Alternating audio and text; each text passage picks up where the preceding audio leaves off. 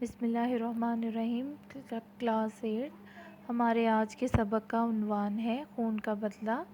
آج ہم اس کا تیسرا حصہ مکمل کریں گے۔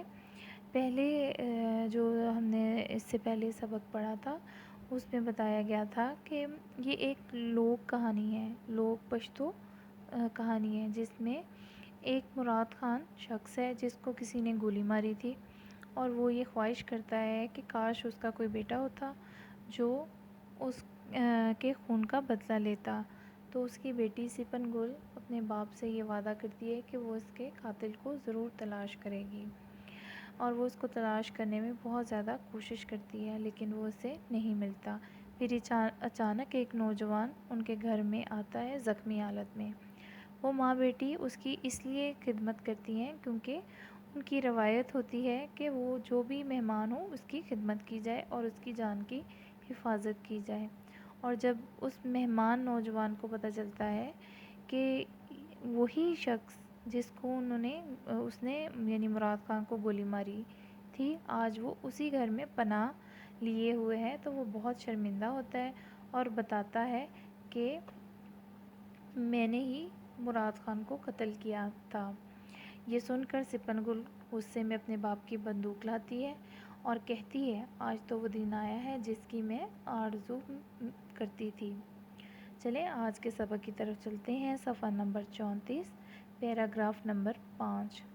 آج کے دن تو اسے مرے ہوئے باپ سے کیا ہوا وعدہ پورا کرنا تھا۔ سپن گل نے بندوق کی نالی نوجوان کی طرف کی تو اس کی ماں نے ڈانٹ کر کہا، لڑکی تیرے حواس تو ٹھکانے ہیں۔ حواس کہتے ہیں ہوش، یعنی عقل تو ٹھکانے میں ہے۔ یہ نوجوان اگرچہ ہمارا دشمن ہے لیکن اس نے ہمارے گھر میں پناہ لی ہے۔ اگر ہمارے گھر میں اسے کچھ ہوگا تو ہم کسی کو منہ دکھانے کے قابل نہیں رہیں گے۔ بیٹی تو اچھی طرح جانتی ہے کہ ہمارا دستور کہتے ہیں قاعدے کو، اس کو انڈرلائن کیجئے کہ اگر دشمن بھی ہمارے گھر پناہ لے لے تو اس کی جان کی حفاظت کرنا ہمارا فرض بن جاتا ہے۔ یہ تو ہم کبھی سوچ بھی نہیں سکتے کہ گھر آئے مہمان کو قتل کر دیں۔ سپن گل خدا کے لیے بندوق پھینک دو۔ ماں نے یہ بات کچھ اس انداز سے کہی کہ سپن گل پر ان باتوں کا بڑا اثر ہوا۔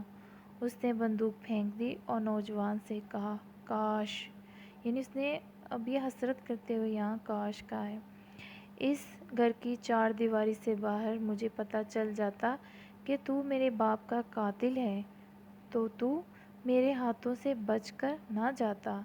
تو ہمارے گھر میں مہمان بن کر آیا ہے، اس لیے تجھے معاف کرتی ہوں۔ اسٹوڈنٹ، اس پیراگراف میں یہ بتایا گیا ہے کہ جب سپن گل اپنے باپ کے قاتل کے بارے میں جانتی ہے تو وہ اپنے باپ کی بندوق سے اسے مار دینا چاہتی ہے، مگر اس کی ماں اسے ڈانٹ دیتی ہے اور کہتی ہے کہ اگرچہ یہ ہمارا دشمن ہے اور تمہارے باپ کا قاتل ہے، مگر اس نے ہمارے گھر میں پناہ لی ہے اور وہ ہمارے دستور اور روایت کے مطابق اب اس کی جان کی حفاظت کرنا ہمارا فرض ہے۔ سپن گل اپنی باپ کی بات مان جاتی ہے۔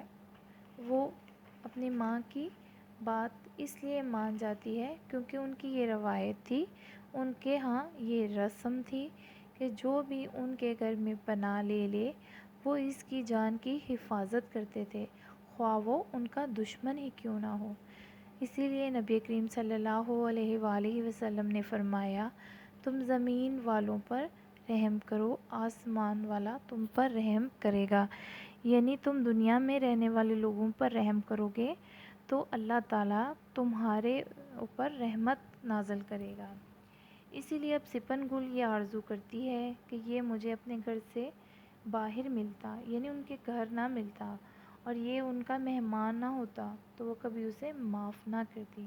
اسی لیے تو شاعر کہتا ہے، درد دل کے واسطے پیدا کیا انسان کو، ورنہ اطاعت کے لیے کم نہ تھے کروبیاں۔